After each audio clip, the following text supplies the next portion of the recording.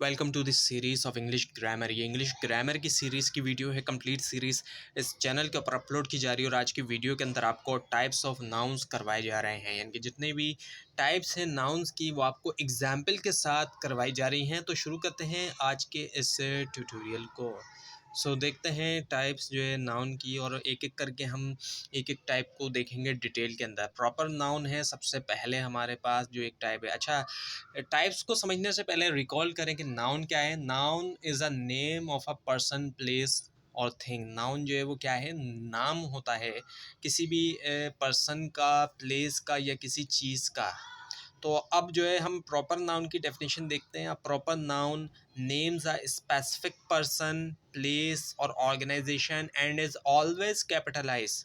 Proper noun जो है एक स्पेसिफिक नेम होता है, एक ख़ास नाम होता है। या फिर हम जब बात कर रहे होते हैं कि स्पेसिफिक पर्सन के बारे में, हम किसी एक ख़ास शख्स की बात कर रहे होते हैं, हम जनरल बात नहीं कर रहे होते, बल्कि हम बता रहे होते हैं कि ये शख्स या वो शख्स। तो वहाँ पर प्रॉपर नाउन का इस्तेमाल किया जाता है। इसी तरह से एक ख़ास जगह की हम बात करें कि ये जगह या वो जगह, इसी तरह एक ख़ास ऑर्गेनाइजेशन की हम बात कर रहे हैं, तो वहाँ पर प्रॉपर नाउन का यूज़ किया जाता है। और हमेशा ही ये कैपिटलाइज होता है, इनके कैपिटल लेटर से इसको लिखा जाता है। So, distinguishing proper nouns, proper noun distinguish unique entities from general common like city और company. So, proper noun से ही हमें फ़र्क पता चलता है एक यूनिक एंटिटी में जनरल कॉमन चीज़ों से। जैसे कि सिटी की अगर हम बात करें तो कई सारे सिटी हैं, लेकिन अगर हम कराची कह रहे हैं, लाहौर कह रहे हैं, तो ये हम जो है एक स्पेसिफिक सिटी की हम बात कर रहे हैं। और इसी तरह से कंपनी की अगर हम बात करें तो बहुत सारी कंपनियां हैं, लेकिन अगर हम माइक्रोसॉफ्ट कह रहे हैं तो ये जो एक स्पेसिफिक कंपनी की हम जो है वो बात कर रहे हैं। एग्जाम्पल ऑफ प्रॉपर नाउन्स को अगर हम देखें, example include name, cities and organisation such as. अब यहाँ पे कुछ एग्जाम्पल आपको दी जा रही हैं, जैसे कि सारा है, पेरिस है एंड यूनिसेफ है। ये तमाम जो है वो प्रॉपर नाउन्स हैं, क्योंकि ये स्पेसिफिक नेम है किसी पर्सन का, सिटी का और ऑर्गेनाइजेशन का। सारा जो कि किसी का नाम है, एक स्पेसिफिक पर्सन का नाम है। और इसी तरह पेरिस एक स्पेसिफिक सिटी का नाम है, और यूनिसेफ एक ऑर्गेनाइजेशन का, एक स्पेसिफिक ऑर्गेनाइजेशन का नाम है। Now the importance in writing. So proper noun provide clarity and specificity and crucial for formal document and unique identification. अब प्रॉपर नाउन जो है, क्लैरिटी मिलती है इससे, हमें पता चलता है कि हम किसकी बात कर रहे हैं। हम किसी सिटी की बात करें तो हमें पता है वो कौन सा सिटी है, किसी पर्सन की बात करें तो हमें पता है वो कौन सा पर्सन है।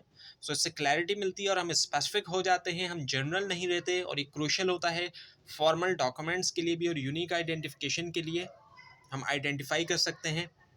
Now the common noun. Definition of common noun. Common noun name general items, people, place, not a specific one and usually not capitalized. अब ये उसका उलट है एक तरह से, कि ये जो है हम जब जनरल आइटम्स की बात करें, प्लेस की या पीपल की, ना के स्पेसिफिक की हम बात करें, और यूजुअली तौर पर ये कैपिटलाइज भी नहीं होता, क्योंकि हम जनरली बात कर रहे होते हैं। हम किसी को ख़ास हम मुखातिब नहीं कर रहे होते, किसी ख़ास हम जो है किसी की तरफ इशारा नहीं कर रहे होते कि ये ख़ास शख्स या वो ख़ास शख्स, बल्कि हम जनरली तौर पे बात कर रहे होते हैं। सो यूसेज इन लैंग्वेज की अगर हम बात करें, दे डिस्क्राइब कैटेगरीज और classes and are fundamental in everyday communication and writing. ये फंडामेंटल हैं, बुनियादी तौर पे इनको हम यूज़ करते हैं अपनी रोज़मर्रा की कम्युनिकेशन और राइटिंग में, क्योंकि ये हमें अलाउ करता है कि हम बात कर सकें जनरल कॉन्सेप्ट्स के बारे में, बगैर किसी को स्पेसिफाई किए, बगैर किसी की तरफ एक स्पेसिफिक होकर अगर हम बात करें कि ख़ास हम इसी के बारे में बात करें, हम जनरली बात कर सकते हैं। एग्जाम्पल ऑफ कॉमन नाउन्स को अगर हम देखें, so example include words like teacher. अब अगर हम टीचर की बात करें तो अब टीचर में कई सारे टीचर्स आ सकते हैं, हम किसी एक स्पेसिफिक टीचर की बात नहीं कर रहे, हम नाम नहीं ले रहे, तो ये हो गया। इसी तरह सिटी, अब कोई भी सिटी हो सकता है। बुक की हम बात करें तो कोई सी भी बुक हो सकती है, और कार की हम बात करें तो कार कोई सी भी हो सकती है। और इसी तरह से स्कूल कोई सा भी हो सकता है, और डॉग जो है वो भी कोई सा भी हो सकता है। और इसको यूज़ किया जाता है सिंगुलर या फिर प्लूरल फॉर्म के अंदर। Now the abstract noun. Abstract noun की डेफिनेशन देखें। Abstract noun represent intangible concepts. अब एब्स्ट्रैक्ट नाउन ऐसे नाउन होते हैं जो इंटेंजिबल कॉन्सेप्ट को रिप्रेजेंट कर रहे हैं, ऐसी चीज़ जो कि फिजिकली एग्जिस्टेंस नहीं करती, जो हम फिजिकली तौर पे जिस चीज़ को हम नहीं देख सकते, अपनी आंखों से हम नहीं देख सकते। जैसे कि इमोशंस हैं, क्वालिटीज़ हैं और आइडियाज़ हैं, date can not B sense physically, यानी कि हम देख नहीं सकते इनको फिजिकली, तो अब हम सेंस नहीं कर सकते, हम आँखों के सामने हमारे ये चीज़ें नहीं आ सकती। हाँ, हम इसको फील ज़रूर कर सकते हैं। एग्जाम्पल अगर हम देखें एब्स्ट्रैक्ट नाउन की, तो उसमें शामिल है freedom, love, intelligence, happiness, justice, that convey complex human experiences. अब ये तमाम वो चीज़ें हो गई।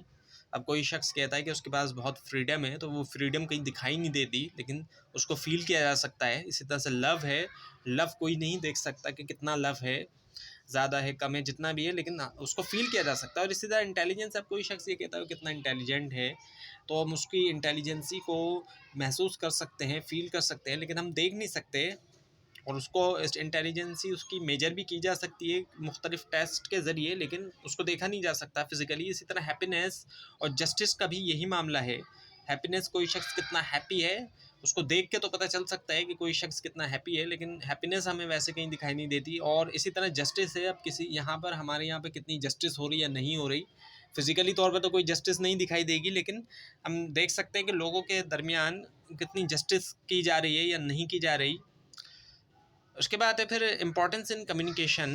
सो abstract noun are vital in expressing thoughts and emotions in essays, speeches and philosophical discussions। तो एब्स्ट्रैक्ट नाउन जो क्रूशल होते हैं philosophical, इमोशनल और इंटेलेक्चुअल डिस्कशंस में, ये हेल्प करते हैं कन्वे करने में कॉम्प्लेक्स ह्यूमन एक्सपीरियंस और वैल्यूज़।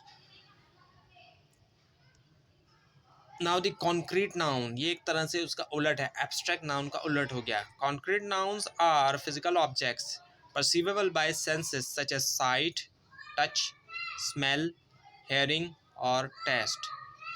सो कॉन्क्रीट नाउन से मुराद फिज़िकल ऑब्जेक्ट्स होते हैं जो कि जिनकी फ़िज़िकल एग्जिस्टेंस होती है। इनको हम देख सकते हैं, टच कर सकते हैं, इनको स्मेल भी कर सकते हैं, इनको सुन भी सकते हैं या टेस्ट भी हम कर सकते हैं। और अगर हम इनकी एग्जांपल देखें कॉन्क्रीट नाउन्स की, सो एग्जांपल इंक्लूड एप्पल, एप्पल है, डॉग है, टेबल है, फ्लावर है, रेन है। ये तमाम जो है इंटेंजिबल चीज़ें हैं जो कि हम रोज़मर्रा देखते हैं। सो ये इनकी फ़िज़िकल एग्जिस्टेंस इनकी होती है और ये चीज़ें हमें दिखाई भी देती हैं।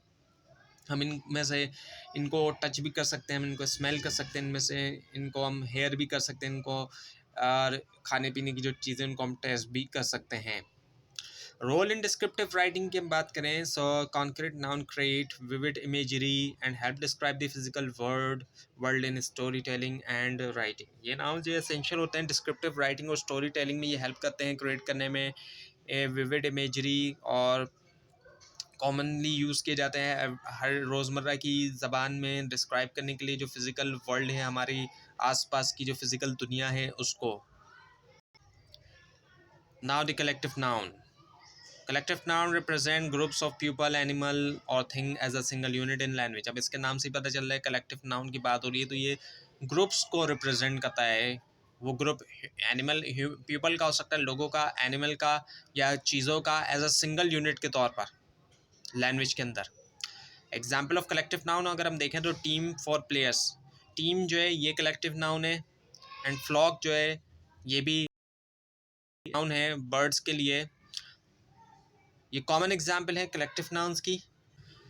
अच्छा, एक बात अहम जो नोट करने वाली ऊपर रह गई थी वो ये कि यहाँ पर ग्रुप्स को रिप्रेजेंट तो ये कर रहा है, लेकिन उन ग्रुप्स को as a single unit consider किया जाता है तो पूरे के पूरे ग्रुप की बात हो रही, लेकिन उस ग्रुप को सिंगुलर जो है वो रिप्रेजेंट किया जाएगा।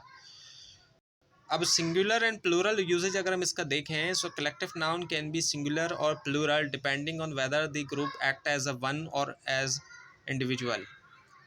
इसको कलेक्टिव नाउन को जो है वो सिंगुलर या प्लूरल भी हो सकते हैं, डिपेंड करता है ग्रुप जो एक्ट कर रहा है एज अ वन के तौर पे या फिर एज ए इंडिविजुअल्स के तौर पर। और कॉमन कलेक्टिव नाउन्स की अगर हम बात करें, सो वर्ड्स जैसे कि फैमिली हो गया, कलेक्टिव नाउन है ना, क्योंकि फैमिली में कई सारे लोग हैं, इसी तरह से कमेटी में कई सारे लोग हैं और ऑडियंस में भी कई सारे लोग हैं। Simplify language by representing multiple entities, simplify किया जा रहा है लैंग्वेज को रिप्रेजेंट करते हुए मल्टीपल जो है वो एंटिटीज़ को। सो ये कॉमनली यूज़ होते हैं दोनों फॉर्मल और इनफॉर्मल कॉन्टेक्स्ट के अंदर। और ये अलाउ करता है हमें कि हम मल्टीपल जो एंटिटीज़ हैं उनको रेफ़र कर सकें, और वो भी एक सिंगल वर्ड के साथ।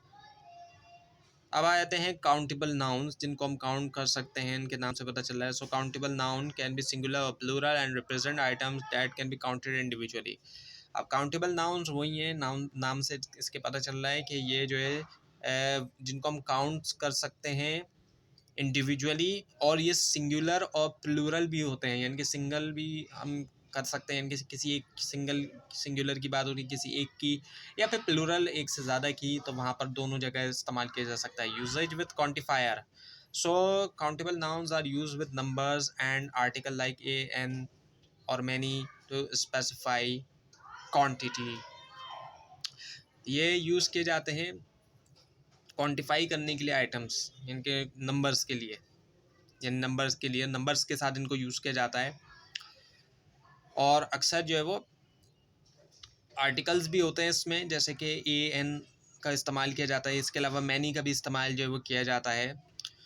और एग्ज़ाम्पल अगर हम देखें, सो कॉमन एग्ज़ाम्पल आ जाती है इसके अंदर कार, एप्पल, चेयर, स्टूडेंट। ये तमाम वो चीज़ें हैं जिनको काउंट किया जा सकता है, कि हमें अंदाज़ा होता है कि कितनी कार्स हैं, एप्पल कितने हैं, चेयर और स्टूडेंट, ये तमाम जो है वो काउंटेबल में आते हैं।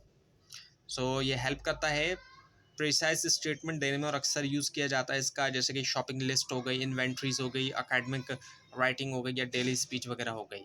Now the uncountable noun. अब ये ऐसी चीज़ें हैं जिनको काउंट नहीं किया जा सकता। So uncountable noun denote substances और concepts that can not be counted individually in lack plural forms. So ये सब्सटेंसेस होते हैं, कॉन्सेप्ट्स होते हैं, या फिर मैसेज जिनको काउंट नहीं किया जा सकता इंडिविजुअली तौर पर। कुछ ऐसी चीज़ें जो रॉ मटेरियल होती हैं उसके लिए भी इसका इस्तेमाल किया जाता है, और वो उनको हम काउंट नहीं कर सकते, और वो इसी वजह से लैक करती है प्लूरल फॉर्म, यानी कि इसकी कोई प्लूरल फॉर्म नहीं होती। हाँ, अब काउंट करने का ये मतलब नहीं है कि अगर इसको काउंट नहीं किया जा सकता तो इनका वेट किया जा सकता है। और इसकी अगर हम एग्जांपल देखें, सो example include water, sugar, information, advice, use with quantifier like some, much. और ये तमाम एग्जाम्पल हैं, और इसका इनको यूज़ किया जाता है फिर कुछ क्वांटिफायर के ज़रिए। अगर हम ज़्यादा या कम की बात करेंगे, हम इनको काउंट तो नहीं कर सकते, लेकिन हम अब कोई चीज़ कम है या ज़्यादा है तो वहाँ पर हम सम यूज़ करेंगे, या फिर मच का हम इस्तेमाल करते हैं। अब ये अनकाउंटेबल तो हैं, लेकिन इनको हम मेजर भी कर सकते हैं। इनमें से कई ऐसे हैं जिनका हम वेट कर सकते हैं, जैसे कि पानी, वाटर जो है, इसकी हम मिसाल लें तो इसको मेजर किया जा सकता है। और इसी तरह से शुगर है, इसका वेट किया जाता है। सो ये काउंट ना करने का ये मतलब नहीं है कि उसको हम मेजर नहीं कर सकते या उसका वेट नहीं कर सकते। सो वेट कर सकते हैं उसका, और उसको हम मेजर भी कर सकते हैं, लेकिन हम काउंट नहीं कर सकते। ऐसा कहीं नहीं होता कि 1 वाटर या 2 वाटर, और 1 शुगर या 2 शुगर, या 1 इस तरह की चीज़ें नहीं होती। और यूसेज कॉन्टेक्स्ट के अंदर अगर हम देखें कि इसका कहाँ पर यूज़ जो है वो किया जाता है, सो इनको ये जो है वो वाइटल हैं साइंटिफिक, कलिनरी और एब्स्ट्रैक्ट कॉन्सेप्ट के अंदर, ताकि एक्सप्रेस कर सकें जनरल क्वांटिटीज़।